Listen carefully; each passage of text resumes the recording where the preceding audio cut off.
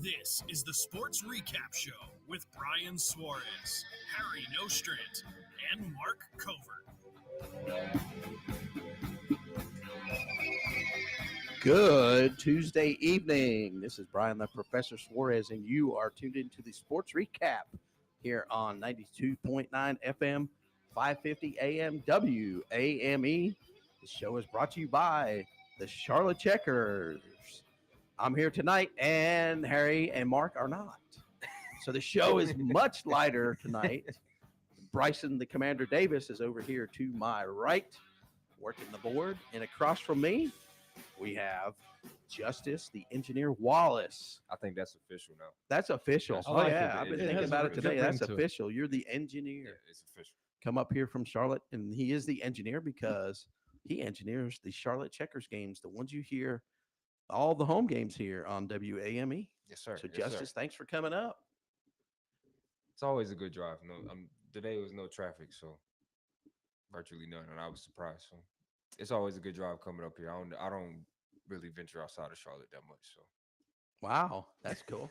I'm telling you what, I wish there was no traffic when it comes to the Checkers games.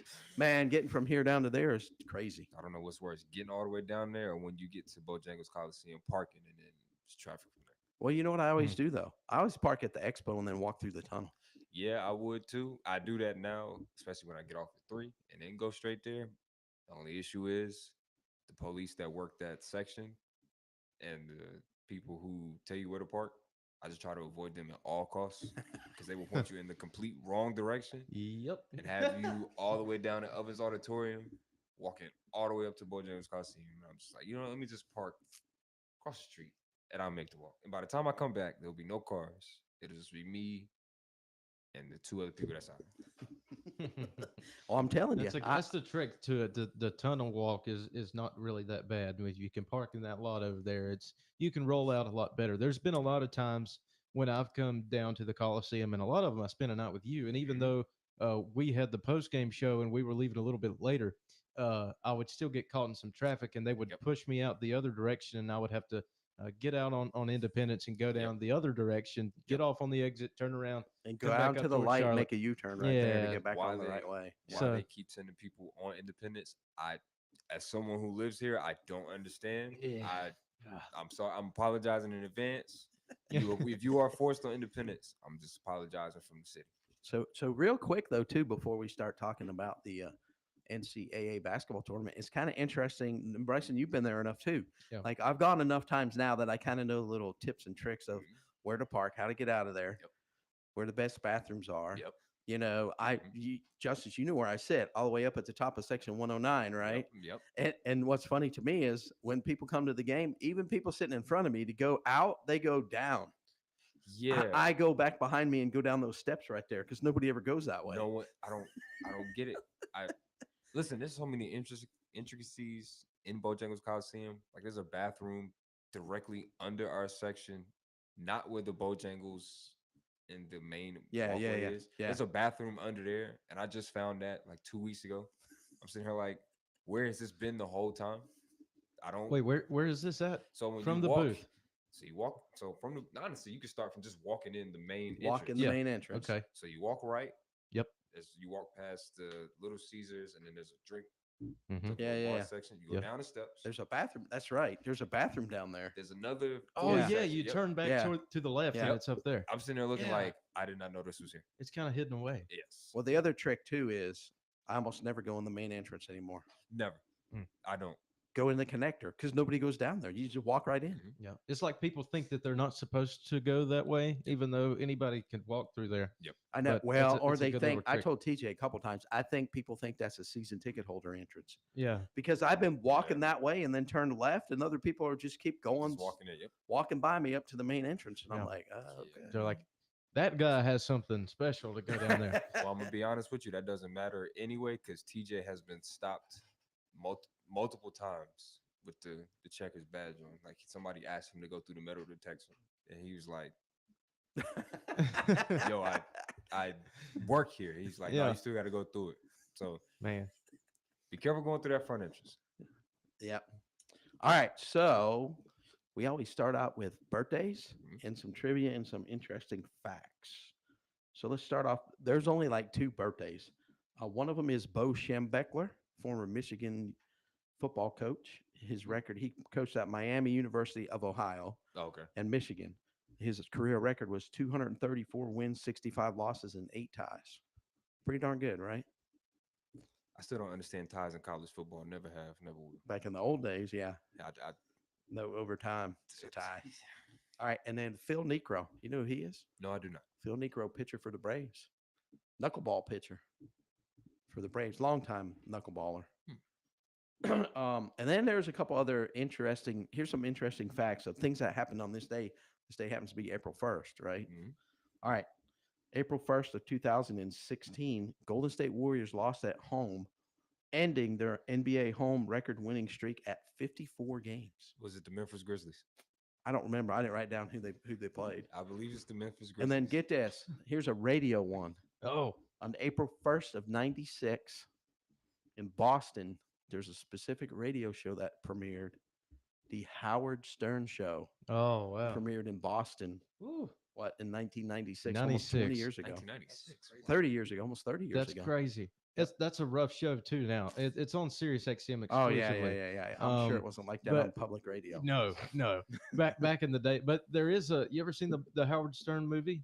There's a movie about the show about Howard. He stars as himself. It's actually it's kind of interesting, but but that show is. Have you seen it, Justice? You know what I'm talking about? No, I can't remember the name. I had to figure that out.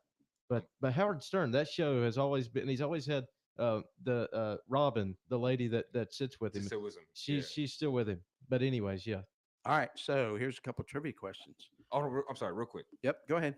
That Warriors game was not against the Memphis Grizzlies. It was against the Boston Celtics on a Friday night. I remember it vividly. Somebody made a ridiculous pass at the end of the game that should have been stolen that led to an incredible layup. Go ahead. All right. Cool. All right. So in the game the other day, Alabama beat BYU 113-88. Alabama made 25 3-pointers. I can't say I'm surprised. What was the record for the number of 3-pointers in a NCAA tournament game prior to that?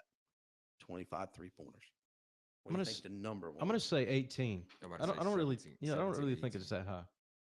Well, at most 20. I'm gonna say 21. Cheater. He had to look it up. Okay, so It's 21. 1990 Look it up. Loyola Marymount. Hey, Loyola Marymount, 1990 yep. Loyola Marymount Yep. versus Michigan. 1990, Yep. 21 3-pointers. That team sounds So right. Yeah. here's the next thing, and you can just pull out a number. So obviously in the game, 113-88 is 201 total points. Mhm. That is only the 20th.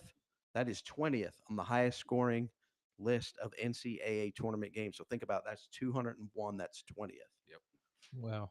What is the highest scoring game of all time point wise? 201 is what that is, and it's 20th. That's number 20 And is this Wow. in tournament history or in tournament history. Tournament history. I'm going to throw out a number and say 245. Maybe 245. It's completely random, uneducated. I have nothing to back that up. I didn't ask. I said Yeah. pull out a number. That's it. That's what I did. 245. 245. I probably said 250. 237? All right. We don't have a winner. That same Loyola Marymount versus Michigan game in 1990, the final score was Loyola Marymount 149, Michigan 115. Yeah. God. 264 points, Yeah. the This highest isn't- scoring game. This doesn't surprise me. Loyola Marymount Yeah. in the 90s was ridiculous. Oh, yeah, It was they- literally throw it down the court and shoot. I want to say they had a regular season game where in the first half they scored like 80 or 90 points. Right. That's crazy. Yeah. They had a guy named Hank Gathers that, Yep. that Yep. scored a bunch, made a Mhm. bunch of 3-pointers. See, that doesn't seem to me like something that would have happened in the 90s. I mean, I know obviously that team, you talk about them, but to me that just seems like 1990 seems kind No. of early for a No, high score. but I'll tell you why.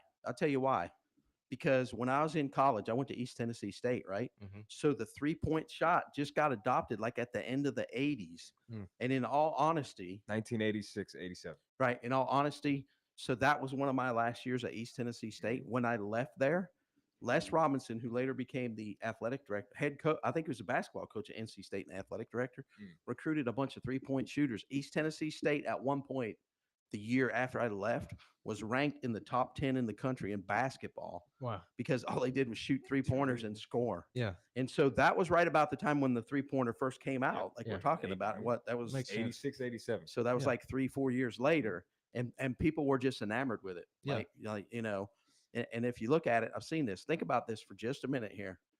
A 3-point shot is worth 50% more than a 2-point shot, Mhm. right? And that's why basketball, because it's of the analytics, has kind of gone to what you see now is Yeah. mostly 3-pointers. 25 in one game. They took 51 3-pointers in that game. Wow. Made 25.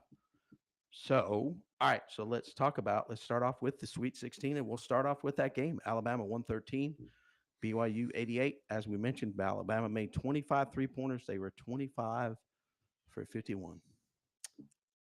I told all my coworkers as soon as the Wisconsin BYU game ended, take the points. No matter what, Take the over. take the over on the points. Because in the game that Wisconsin played, obviously I knew Alabama was going to get up a bunch of threes. They shot 32 versus Duke. BYU, I thought that they could keep up with Alabama as far as output. Now, Alabama gave up right around their season average as far as points. Like they give up 90 points a game, so they gave that up. It just so happened that they scored 113. right. So that doesn't surprise me because if it's Nate Oates, if it's not a dunk or a layup right at the rim, you better shoot a three. Right. There's no business. You have no Remember. reason to shoot a mid range because you can get the same value right at the rim. So if you want to shoot a jump shot, you might as well shoot a three. It's worth 50% more, right? 50% more. All right. So to your point too, Alabama had 28 3-point attempts per game on the season. Yep. Per game. All right. So let's keep moving on. Florida 87, Maryland 71. Florida's bench was just too deep for Maryland. The Florida bench Yeah. outscored Maryland 29-3. I hate to see Derek Queen. I'm a Derek Queen fan. He's probably my favorite player this whole season. And the fact that it ended just hurts. I Yeah. thought after Sunday, I was like, okay, we about to have an epic run into the weekend. And then I was like, oh, well, they match up with Florida. Kevin Willard just didn't have an answer for him. So Duke 100, Arizona 93. I've said this before and I'll say it again. No team out west is ever winning a tournament. So it's not happening. It's as much as the state of North Carolina loves Caleb Love. Excuse me. Caleb Love. He will always have love here in North Carolina. Outside of Caleb Love, there was literally nothing else. Right. He gave his all. I give him credit. He showed up. He showed out. But when it's Caleb Love versus Duke and then not Caleb Love matching up against Cooper Flagg, more times than not, you're going to lose. The team is going to win the game instead of the one person. Well, look at it like this. Flagg had 30 points, 7 assists, 6 rebounds, and 3 block shots. He was better than anybody else on the court in that game. Ridiculous. Duke shot 60% from the floor and 57.9 from 3-point range. Yep. And we're going to talk some more about them because I kind of think like we'll get to that. Right? Yeah. All right. Texas Tech 85, Arkansas 83. Biggest point to this game. Before you get to your note here, I like your note, so I'm going to get you to explain that. Arkansas lost a 13-point lead with less than 5 minutes to play. They led by as many as 16 in the second half and ended up losing in overtime by 2. I don't know what John Calipari did. When I was watching, I was just inconsistent coaching late down the stretch. Now, part of the problem is they didn't have one thing that has separated John Calipari's successful teams from, especially because this is his first season at Arkansas. One thing that has separated his previous teams is his ability to have one guy that just say, "Everybody get out the way. I can go get a bucket. Let him have the ball. I can." Last a couple years ago, it was Rob Dillingham. You always had Anthony Davis. You had the Wiggins twins. True. He's always had guys that could 1-4 flat. Everybody watch out. I got it.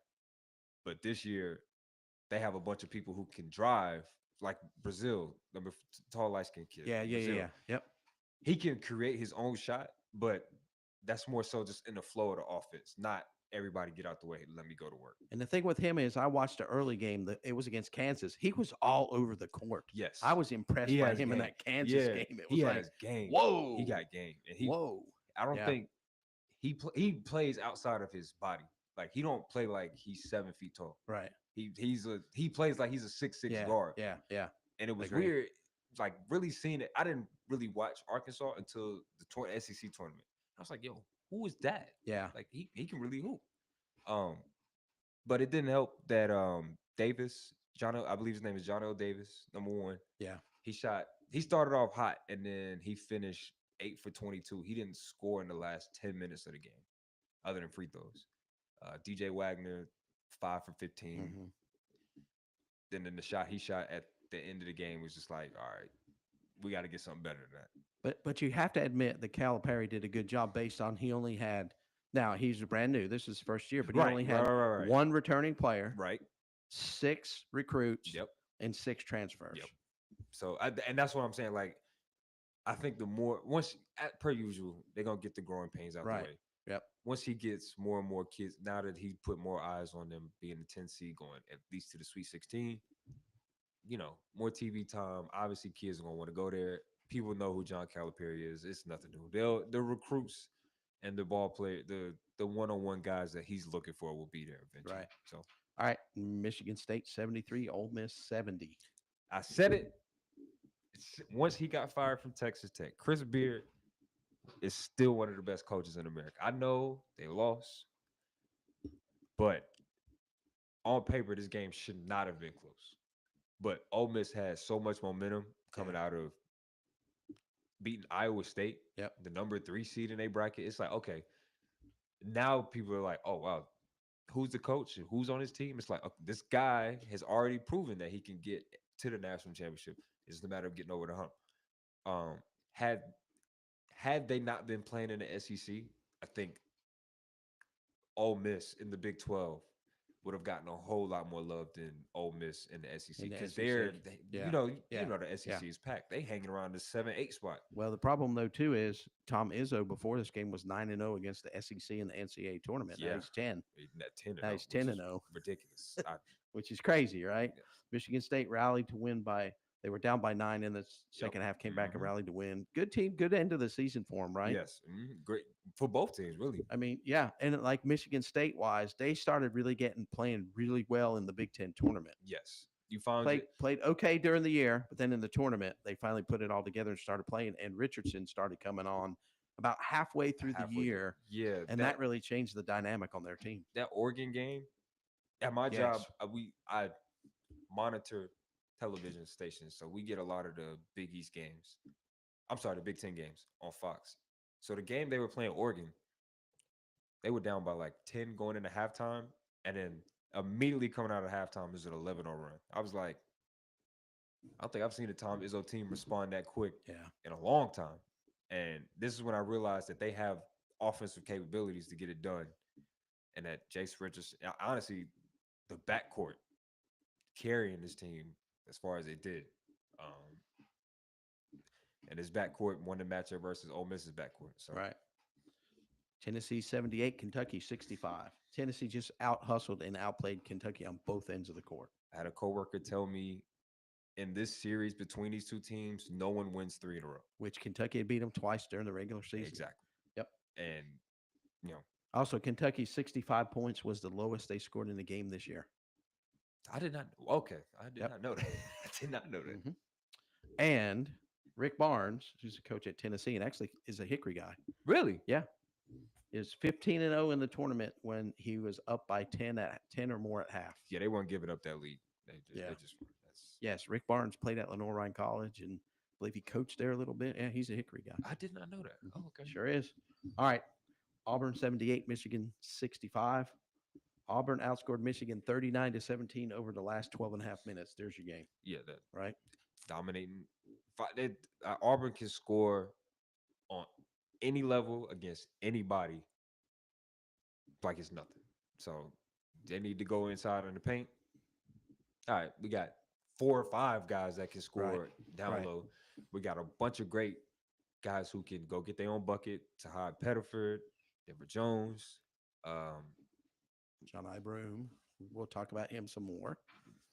Coming Once up. we get to the next Yeah, we portion, will. I have Coming something up, I gotta yeah. say. Yeah, that was All right. okay. Houston 62, Purdue 60. Houston survived LJ Cryer, one of their better players, only scored 5 points in this game. 2 for 15, 2 for something crazy, 2 for 13. But Yep. that play call that Kelvin Sampson drew up at the end, because people were saying it was a broken play on Purdue's half. I was like, nah, Kelvin Sampson is intentional. So it was All right. wide open for a reason. So then we move on to the Elite Eight. Let's start off with Florida 84, Texas Tech 79. Tech led 75-66 with less than 3 minutes left to go in the game. With 59 seconds left, it was Florida 78, Texas Tech 77. That's a 12-2 run in the last like two minutes. Just watching it fall apart live didn't make sense. It was like, okay, you're gonna get a basket, right? Yep. Okay, Nope. you didn't get a basket. You're gonna get a stop, right? Okay, you didn't get the stop. Okay, you're gonna get a basket now, and it just never happened. You Well, just and the didn't big thing respond. is, think about this. Tech saw this against Arkansas, right? Is it- Arkansas fell apart, and Mhm. Texas And- Tech won the yep, game. mhm. And then in this game, Texas Tech is Fell way ahead, apart. and they basically fall apart. And then Florida started a different strategy. Started fouling early, Yeah, yeah. and Texas yeah. Tech was missing front ends of 1-on-1s. I don't think Texas Tech had a. I don't know what it is about playing in San Francisco. They just didn't shoot well consistently. Like they had their spurts, their moments, but not a whole 40 minutes of just consistent shot making. And then let's go Duke 85, Alabama 65. As we said before, Bama was 25 for 51 from 3-point versus BYU against Duke. Not so much, 8 for 32. 8 for 32 from the line, 35% from the field. And when the game started, it's two things. When the game started, I noticed that Grant Nelson was the primary defender on Cooper Flag. I love Grant Nelson. He has no business guarding Cooper Flag on the wing. None. But Duke's defense is elite. They are so Kim Palm. We'll get to that too, right? Okay. Just save that. Yeah, okay. but Save that. They are fourth in defensive rating as far as Kim Palm rankings go as of right now. Yeah. So we'll get into that later. We'll but- get into that in a little yeah, while, yeah, right? yeah. Alabama's All right, number so one in points per game. Yep. too. mhm. do what? Put that into perspective. Alabama's number one in points per game this season, I Yep. believe. Then This they is- held him at 60 This is some only points. the second time all year they failed to crack 20 points. That Alabama failed to crack 20. I mean, not 20, 70. 70. Sorry. Yeah. Yes. 65 Yep. is just pedestrian. The thing that amazes me about this game is Cooper Flag finished with only 16 points. Yep. And Duke still won by 20. Tyrese Proctor, And Con Knippel. Colin Knuppel. Yeah. I mean, that to me, again, like I talked about, the game before was 100-93. Yep. Now it's 85-65. And in this game, your best player didn't have his best game, and you still won by 20. But the best team won. It's always going to be the best. And team. that's true too. Exactly. Yes. Yep. This is what I think makes Duke scary too. Mhm. going Okay. into the national We'll get to it. championship. Hey, and by the Shows that they way, have some depth, you know. Yeah. And we saw it come out in the Carolina game when Cooper Flag wasn't there.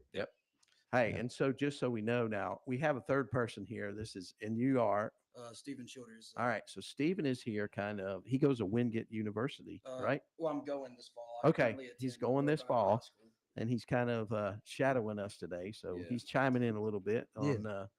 on this. Wait a minute. I don't think I got another outline. no, I'm gonna it's get no, it it's right. fine. Just sharing that Yeah, one. Here, you All can right. have mine. I've been, So- looking, I've been looking around. A Yeah. little bit. Okay. So How does, cool. how does it feel to be on the greatest radio production that has ever existed? It feels pretty good.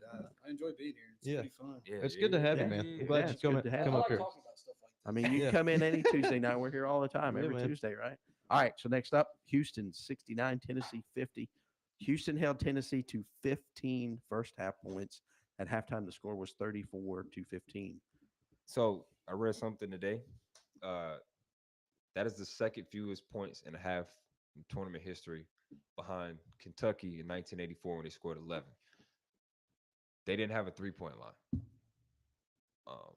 Tennessee did. Speaking of So- Tennessee, wait a minute.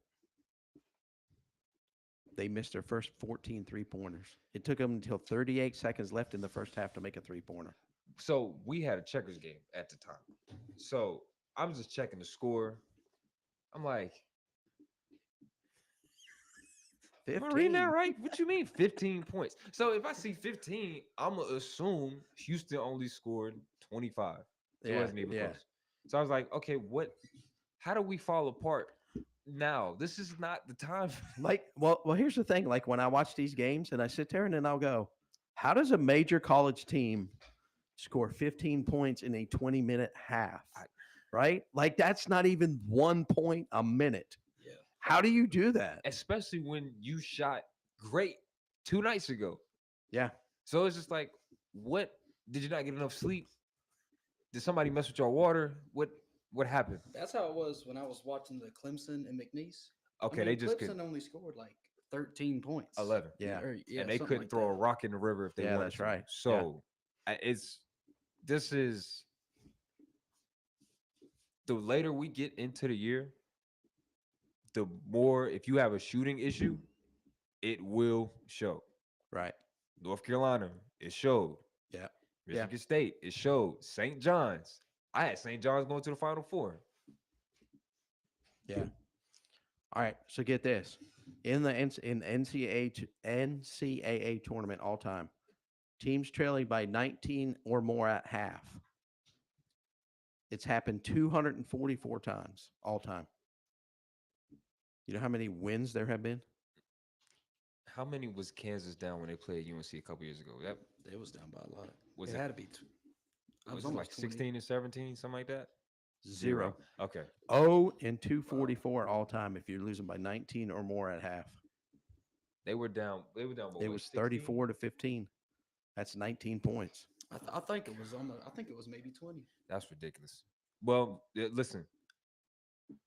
If you don't start off bad, you can't lose bad. So simple problem, simple true. solution. That's true. You That's don't true. start off bad, you can't lose bad. That's true. So, All right. And then Auburn 70, Michigan State 64. Pretty much in this game, Auburn in the first half had a 17-0 run to take command, and Michigan State just could not rebound from that. okay, so literally they couldn't rebound.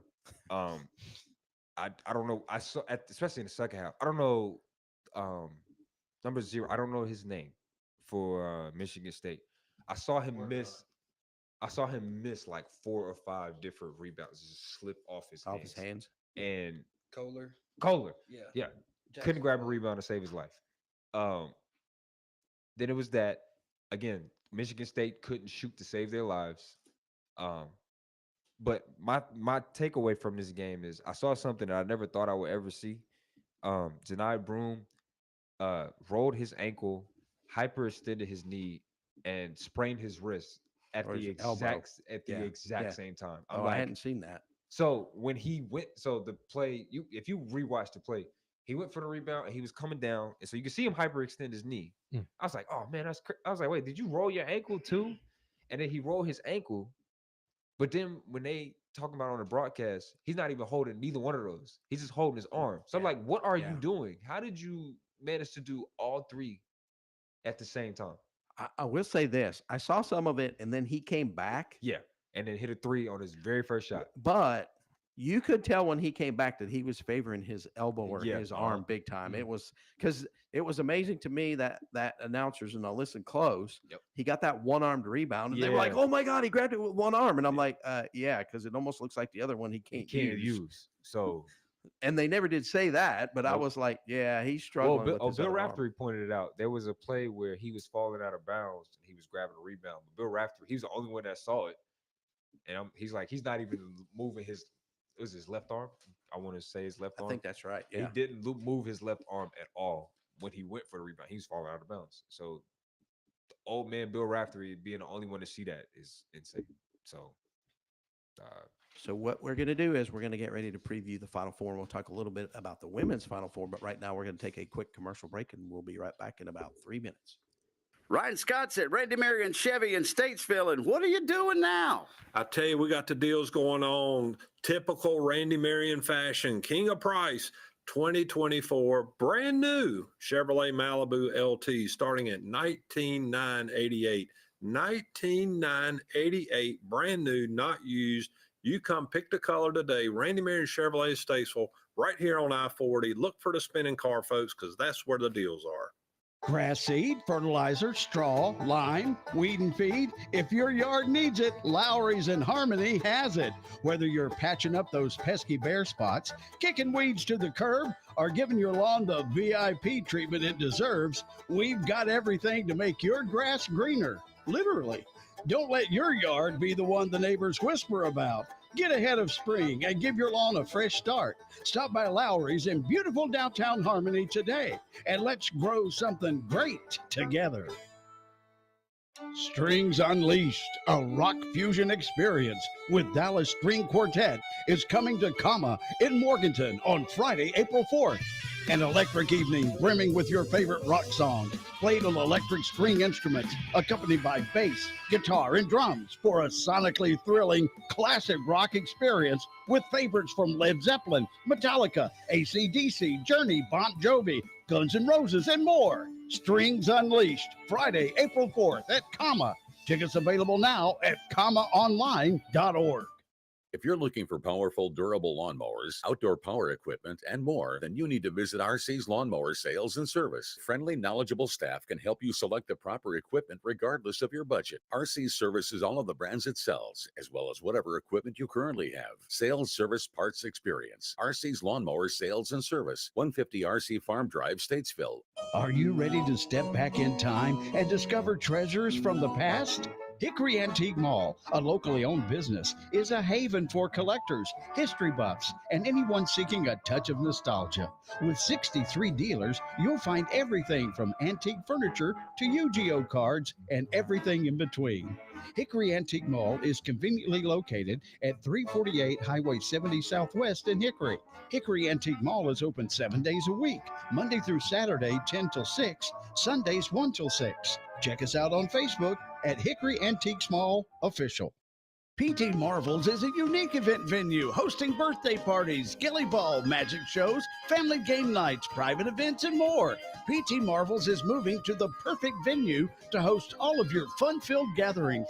The new address is 316 Sharon School Road right here in Statesville. Join them soon at the new location and see why we love the Murder by Magic Mystery Dinner Night. The calendar is open, and you can make your reservations now by visiting ptmarvels.com. Stay connected with PT Marvels by visiting them on Facebook. Hey, Iredell County, you know running a small business is no small feat, and getting more customers, well, it can be a real challenge these days. That's where Skyview Marketing comes in. They make amazing websites and handle your marketing while keeping you in the loop every step of the way. At Skyview, they say what they mean and mean what they say. So head on over to skyviewmarketing.co to book a free call and see how they can help your business grow. Don't let your business fall behind. Partner with Skyview Marketing today. That's skyviewmarketing.co. Real Country is 550 AM WAME, 92.9 W225BD, Statesville. Welcome back to the Sports Recap on WAME, brought to you by the Charlotte Checkers. We've been discussing the Sweet 16, the Elite 8, and now we're going to preview the Final Four, both men's and women's. Yes, sir. And then we'll move on and we'll talk some Charlotte Checkers hockey. We're going to get Justice to tell us a nice little story about how he came to learn everything he does know about Yes, sir. Yes, sir. puck. It's crazy. It is crazy, but we found that out. Bryson and I found this out last time you were up here. It was about a month ago, right? Sounds about right. Yeah, probably. sounds about right. About a month ago. Yeah. Yeah, some we nice- went out to dinner and we were There just was some talking. nice and, chicken wings. and bro, Yeah, Justice has a pretty they were good good. story about how he came It to is cool, yeah. be the engineer for the Checkers, and we're going to talk about that before we start Yeah, talking. But yeah. first, let's deal with the Final Four. Couple things before we get into each game. I believe this is the first Final Four with all four number one seeds since 2016, 2008. 2008. John Okay. Calipari's Memphis, Roy Williams, North Carolina, Bill Self's first championship at Kansas, and UCLA with Kevin Love. So 17 years. Who needs a computer when you Yeah, have we this? got I'm over here Justice. looking Yeah, at listen, it. I mean, Listen, I wasn't watching cartoons. Every time I came home, the TV it was always on ESPN. So I don't know anything else but ESPN. I might have to fire Harry and Mark. Yeah, man. Listen. Just leave them in If England. they're listening, they're fired. Yeah. Don't come back next Tuesday. You're fired. All right. So let's start off with 6 p.m. on CBS on Saturday. First game will be Florida against Auburn. So Florida already went down to what is called, I don't know, the jungle. They went down there and they handled their business with Auburn the first time, 90 to 81. 90 to 81. The biggest thing going into this game, I got two X factors for both teams in both games. For Florida, the main one will be Walter Clayton. He has to continue to be Probably the best closer in college basketball. Yeah, he has to continue to be the big playmaker for Florida. And Will Richard, who didn't shoot well in the first game, but if he shoots better than, he shoots better than 4 for 13, he'll be just fine. For Auburn, my favorite player in the tournament, Tahad Pettiford, he's coming off the bench. If he gives you 15 efficiently, then you probably have a good chance. Not probably, you have a good chance of winning. And Denver Jones had 2 points in the last meeting. He was like 0 for 6. So that's the backcourt for Auburn. Backcourt for Auburn versus the backcourt of Florida.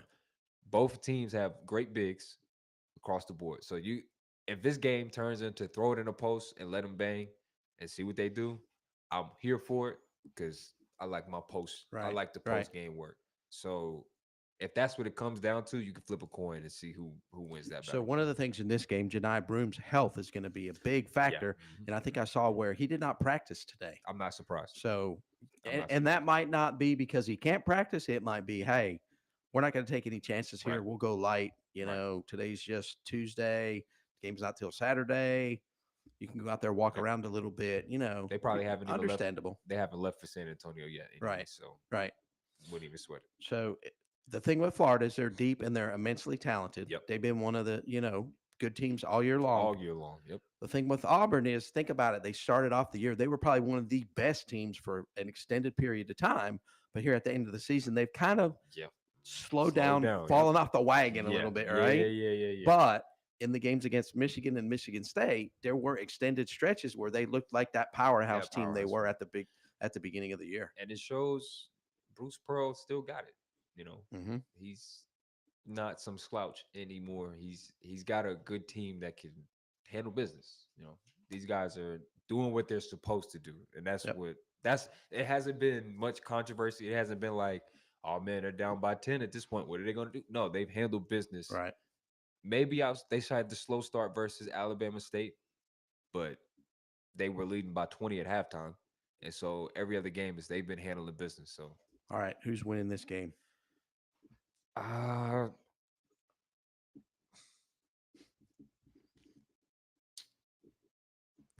have no idea. Since I said Pettiford was my favorite player to watch, I'm gonna go with Auburn. Because if I'm being honest, I have a specific matchup that I want to see in mind. But I don't mind any of the matchups that would fall.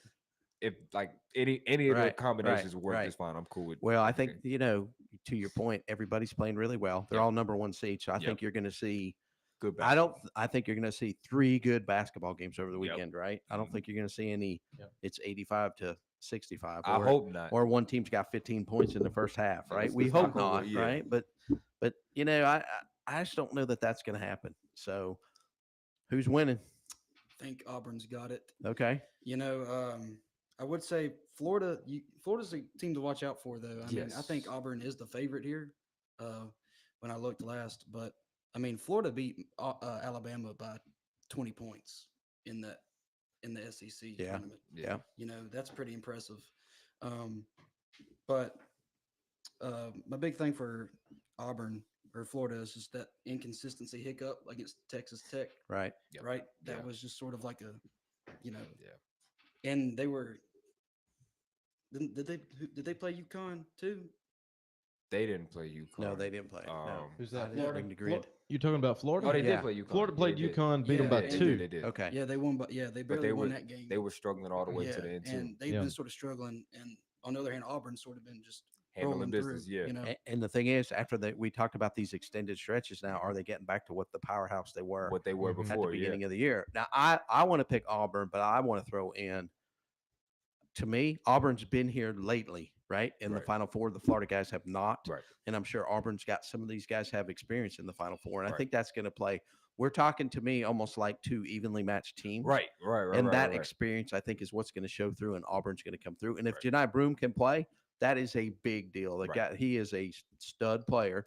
You know, either him or Cooper Flag will be player of the year, right? I mean, and it's been nip and tuck between the two of them all Going back and year. forth, yep. So That'll- I'm thinking Auburn in this one. Those first 5 minutes for Broom will tell you everything you Yeah, need to know. exactly. Man, I think y'all are all crazy. I'm going Florida, and here's why: because I don't want to be the odd man out. But I'll tell you. I guess I am the odd man. Yeah, out. you are the odd I don't man want there out. not to be one. I guess what I would say is when you look throughout the Final Four, you find 4 teams that are. I mean, they're all number 1 seeds, but there are some talented teams who have had some good seasons. And I've enjoyed watching 3 out of the 4 play this year. I can't say the same about Duke. I have hard feelings there. As a Carolina fan, I have to. It's a requirement signed at birth. But I will say I think this is going to be one of the better games. I'm honestly more torn, and we'll get to it about Duke and Houston. Not really sure how I feel there. But I think this is going to be a better game. Now it has a chance to be really close and be really competitive all the way up until the end, and it has a chance to go one way. In that case, I think it would go towards Auburn's direction. But I'm picking Florida. I think in a close game. I think it'll be probably the best out of the 2, in my opinion. All right. And then at 9 o'clock after that, 30 minutes after that, we'll have Houston at Duke. I'll jump in here first. Cougars have not lost by more than 5 points all season. 3 of their 4 losses have been in overtime. They bring a lot elite physicality and elite defense. Probably the best defense in the country. Not probably. They're the best defense. Right? Go ahead and say it. Go ahead and say it. They got the best Yep. defense. Mhm. And they got 3 good snipers in the backcourt. Yep. Right? When you look at Duke, they have the second, I think this is what you were talking about in Ken Palm. They have the second highest efficiency margin in the history of Ken Palm this year. Egregious. Egregious. And they have elite units on both offense and defense. Yep. I'll give you my take on this game. I think Duke wins. Now, this could be, since both have really good defenses, we could see a score here of 55-50. I wouldn't be surprised. You know? Wouldn't be surprised. Like if you're betting on this game, you're probably going to take the under. Yep. Right? I could see 55-50. Something close, something low scoring, because both teams have very, very good defenses. But I think the difference is just going to be Duke is, again, I go back to they won by 20 points when Cooper Flag didn't have his best game. Right. Yep. They have other players. They're deep, they're talented, and they have other players. Well, to that point, one thing that separates the 2 teams that Duke is playing, one is Alabama and the other one is Houston. One of those teams wants to play defense, the other one is optional on defense. That's a good point. So I think this is probably the most interesting game of the tournament just because how different these 2 teams are. But they play so much alike. Like, physicality is the thing for Houston. You're not just going to get to the lane with ease. The thing with Duke is you're going to have to shoot over us. There's nobody on the court for them other than Caleb Foster that's under 6'6". Yeah. So LJ Cryer being 6'1", 6'2". Right. Okay, I'm already looking up trying to score, and the game hasn't even started. Yeah. So for me, I have Colin Knippel, and obviously he's going to be the X factor because all eyes going to be on Cooper Flag. And Malawatch. So I don't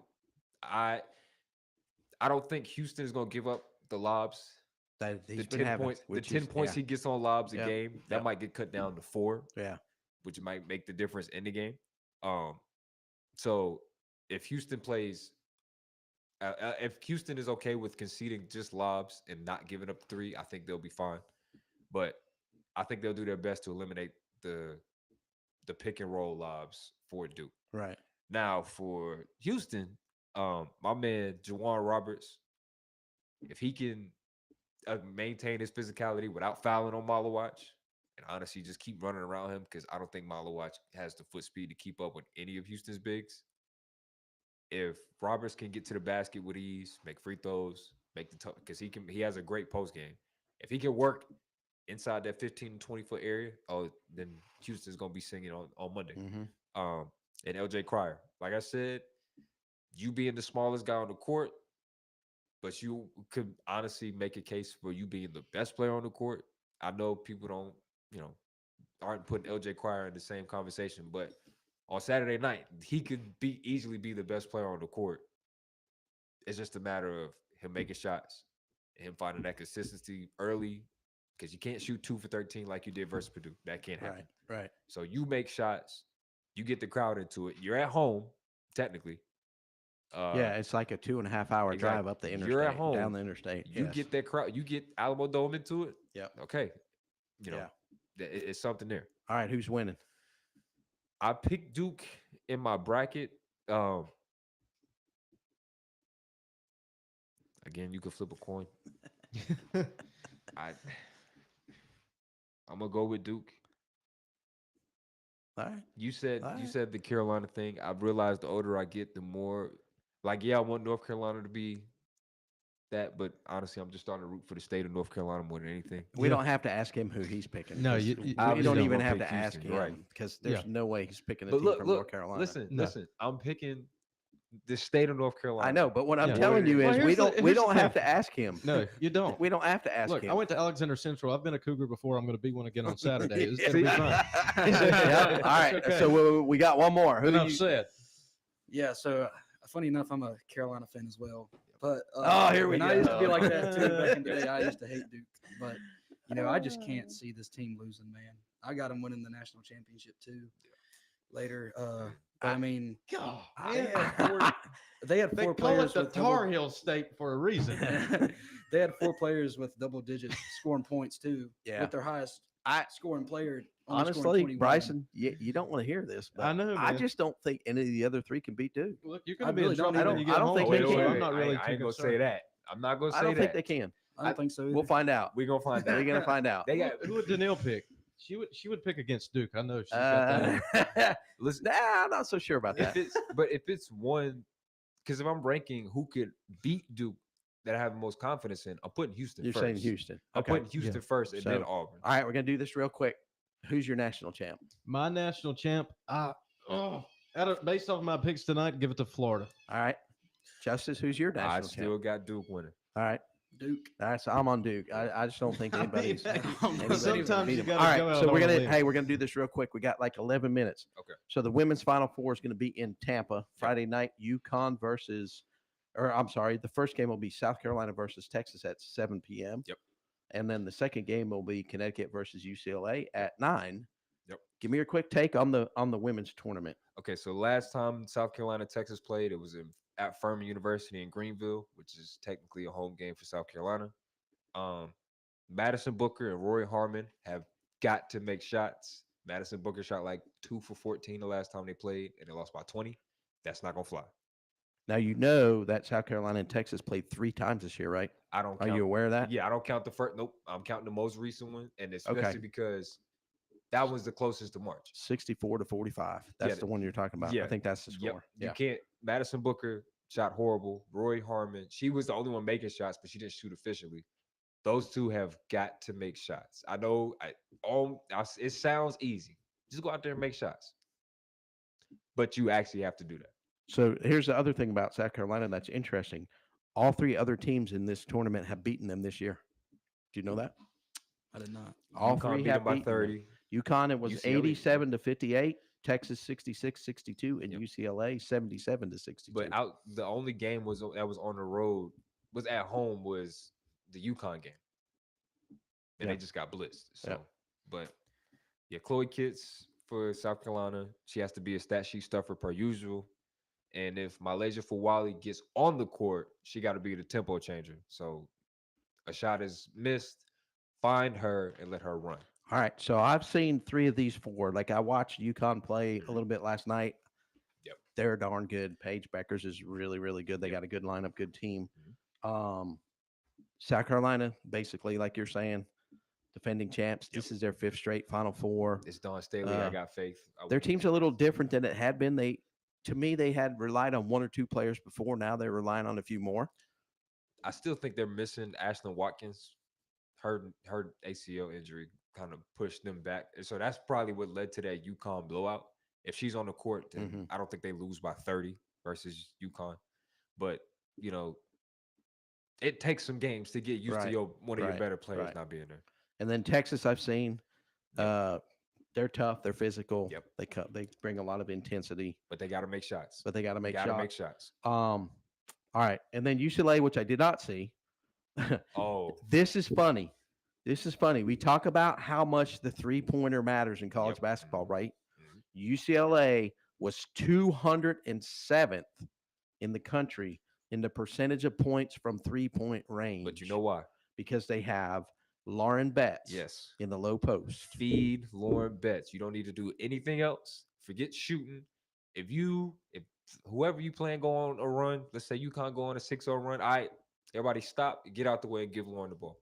And everybody don't move.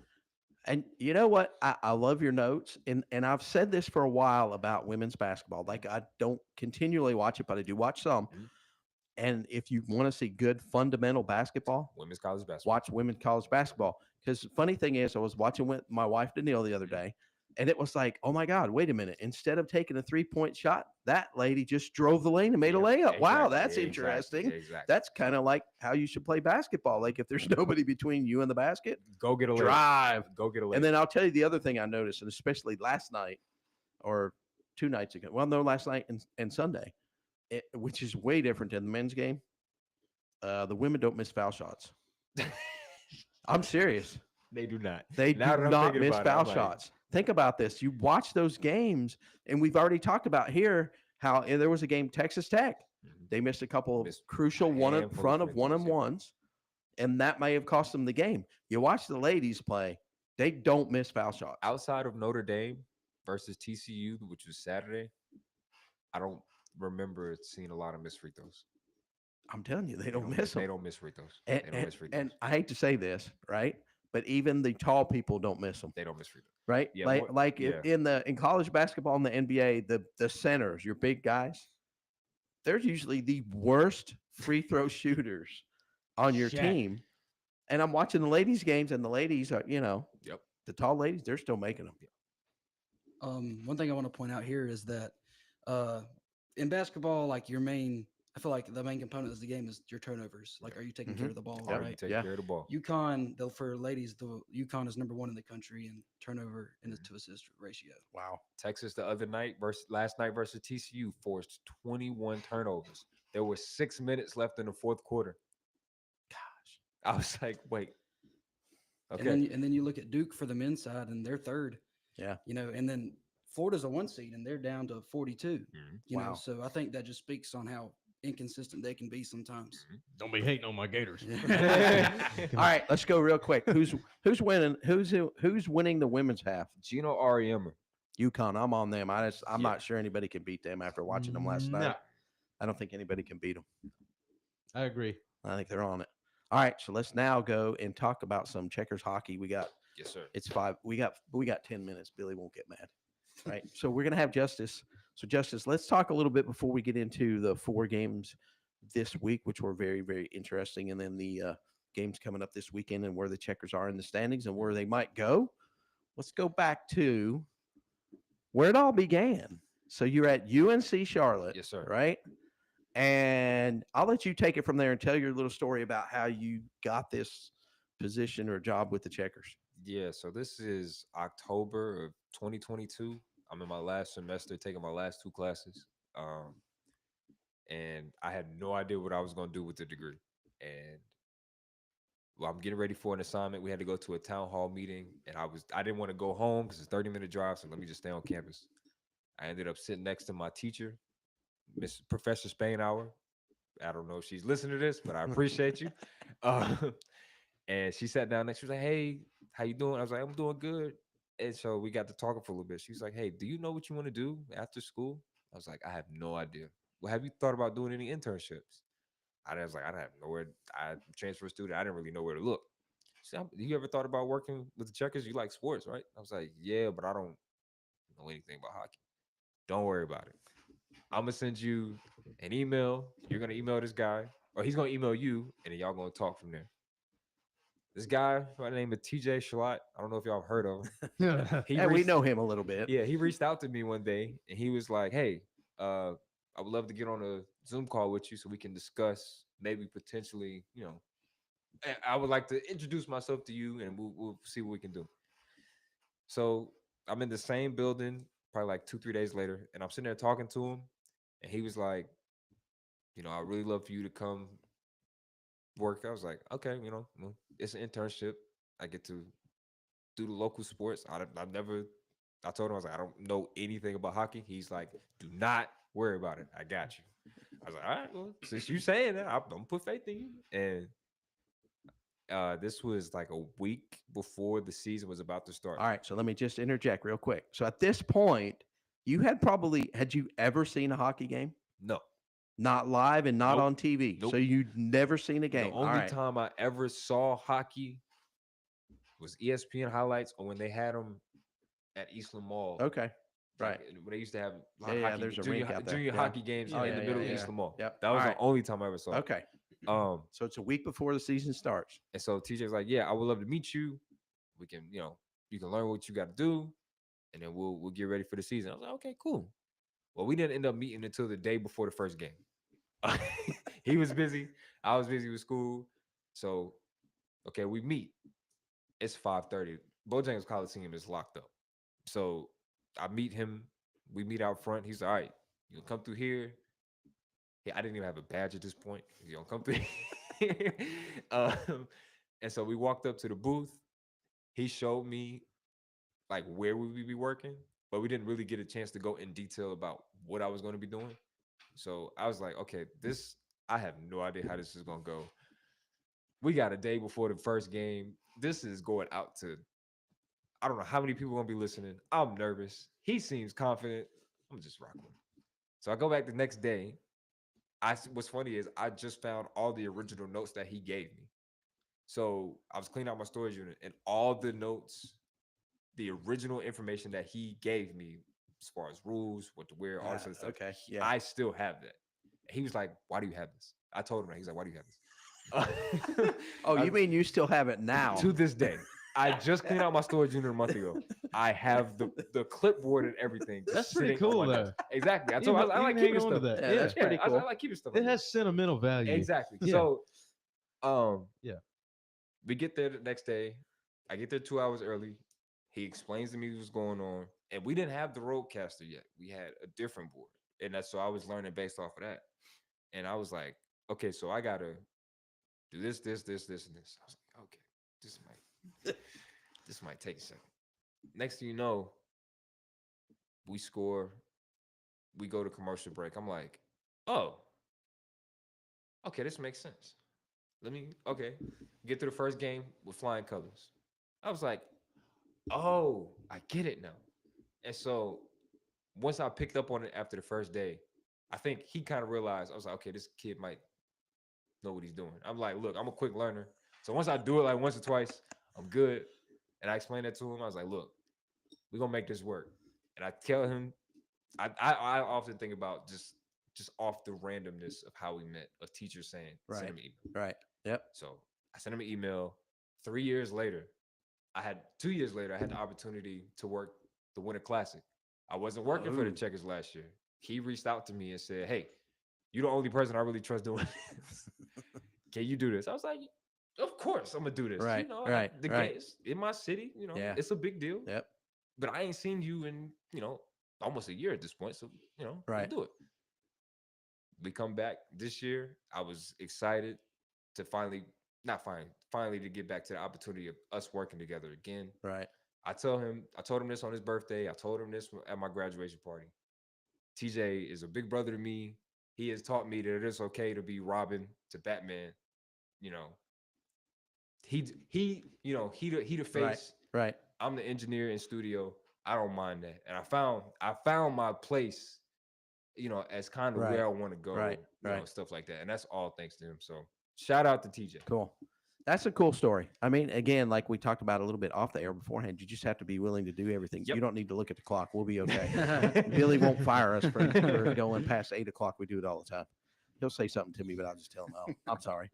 But the moral of the story kind of is like be willing to think outside the box or get out of your comfort zone and do something you're very uncomfortable with. And now look, you learned a bunch. You know a lot about hockey, right? You kind of figured out what you want to do. Yep. right? And so it worked out really good from that one little, hey, why don't you apply for Yep. this? I don't know nothing about hockey. know. It don't matter. TJ said, it don't matter. Don't worry about it. Don't worry about it. It'll all work out. Yep. That's not what you're to do. You're going to do all the engineering. I'll take care of the hockey stuff. But in the meantime, you've learned a bunch about the game. I've gained a great group of people around me, y'all.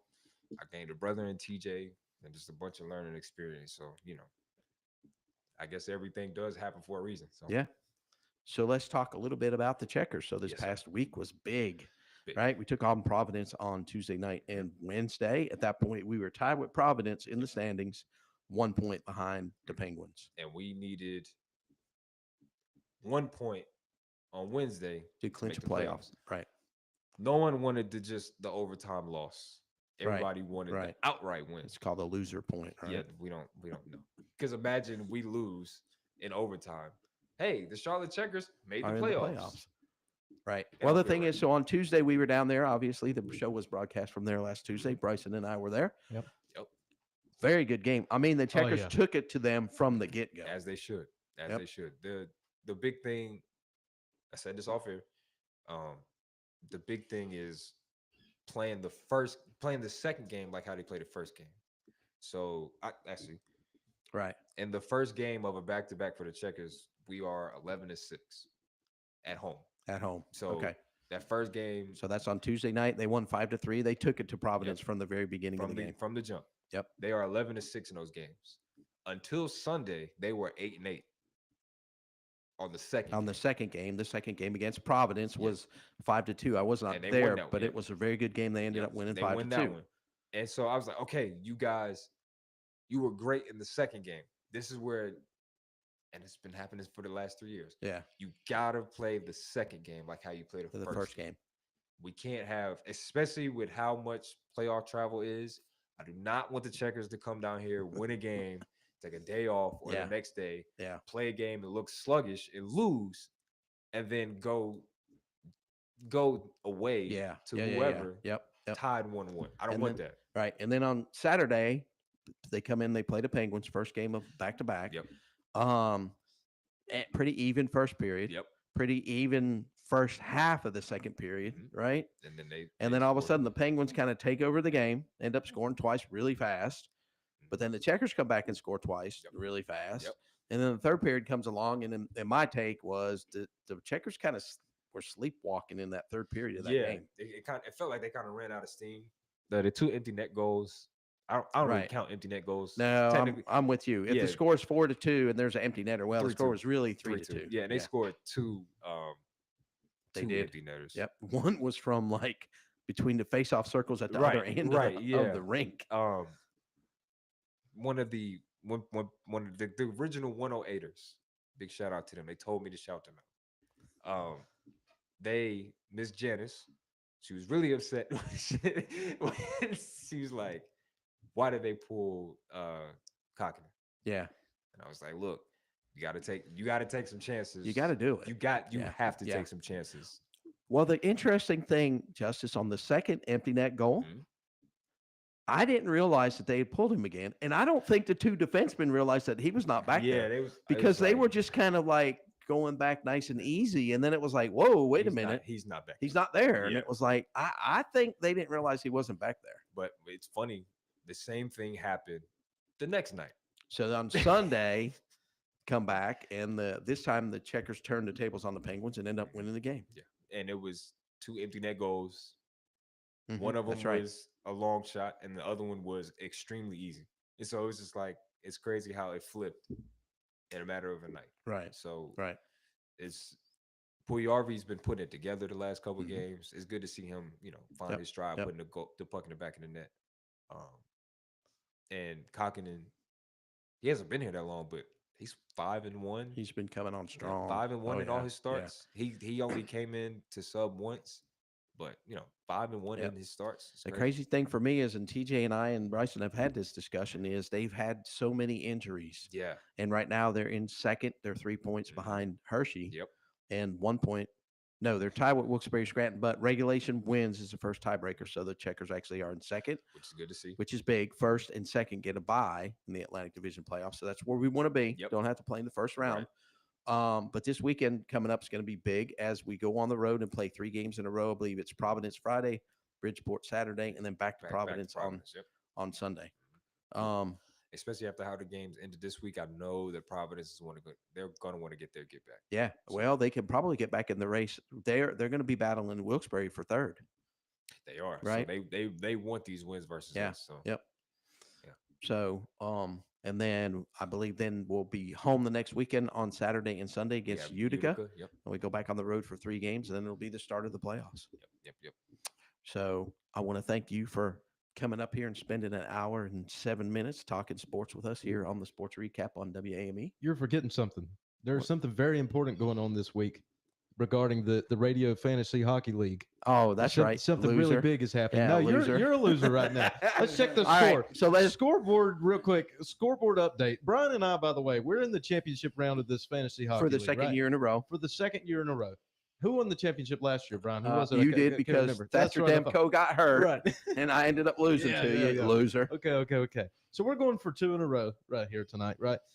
I'm up 10.6 to 7.8. Now, it's not a large margin, but we have momentum, and I like it. Oh, but I'm spanking you today. I got 1.2, and you got 0.4. Well, you just wait. After today, you'll be 8 o'clock. You'll be losing. Listen, the next You'll be time- losing after Hold on. today. The next time you'll have a fantasy hockey league, please let me know. Hey, we will. Oh, we might have an opportunity for you in our league. We might. Yeah, We we'll might talk just to you do off that. the air about it. Yeah. Hey, well, the other thing we are missing though too. Hey, there is one other big thing going on in hockey right now that we got to talk about real quick, and that is the Great 8 chase. Alex Ovechkin's only 5 goals away from Wayne Gretzky. Ooh. Nobody ever thought that Wayne Gretzky's 894 goals would ever be surpassed. Ovechkin needs 5 goals. He's at 890 right now. How many more weeks of the He regular has season do we have? It's not- he needs 5 goals. I think they have 7 games left. So he can easily he could do it between now and then for sure. Oh yeah, But I think it's going to happen this year. yeah, it'll happen this year. I think it'll happen in the playoffs. I think Give it to no, him in that the won't. playoffs. No, we're talking Oh, regular this season has goals. to be regular season. Yeah, Never mind. I What think am it's going to thinking? happen. But Yeah, anyway, it'll happen. I'm gonna be honest with you. I wouldn't be surprised if he takes some outlandish shots. Yeah. I would not be surprised if you see his shot chart is just yeah, that's all true. over. That is true. Yep. And probably it'll be an empty netter to break the record, right? That The would goals be that me and you great. always say don't That really would be count, right? great. But they count. They do. Anyway, thanks, boys, for coming in thank you. and spending an hour, 10 minutes with me here on the Sports Recap. Next week, I'll be back on the air at 7 o'clock. I think Harry and Mark will be back, so we'll be heavier next week here on WAME. So make sure you tune in at 7 p.m. next Tuesday for the Sports Recap here on WAME. Deuces. Real Country is 550 AM WAME, 92.9 W22.